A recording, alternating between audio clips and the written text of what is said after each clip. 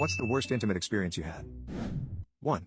I started talking to this girl one night after she messaged me through social media. We began talking about common interests with subtle flirting here and there. The following day, I asked her to send a photo of herself. She proceeded to send 4 pictures, 2 of which she was in baggy clothing, the other 2 being top angles. All of these photos had 2 things in common: all had filters and all hits. What? Everything below her neck looked like.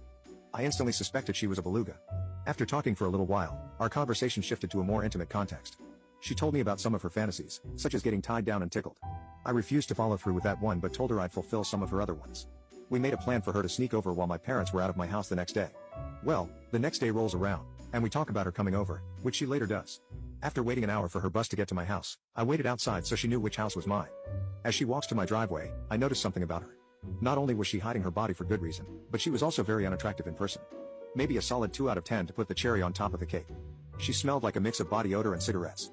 Me not wanting to be rude as she had just traveled across town to do the devil's tango, I brought her into my house, then into my room. We put on a show on Netflix and began following through with what we had previously talked about, excluding the tickling. After finishing up what was and will be my worst intimate experience ever, we both just sat there. The post-clarify was insane. I actually went into my bathroom and took a long and hard look at myself in the mirror. I'm pretty sure a tear even streamed down my eye. I came back out and sat down. I sat there thinking about how I could get her out of my house without being rude. I finished a glass of water and said I was going to go fill it. I quickly pulled out my phone and bribed my sister to come knock on my door and tell me my parents were home early and that they needed me to help them unload groceries. I told her I was sorry that I needed to go help. I told her to take the next bus, which was 20 minutes later.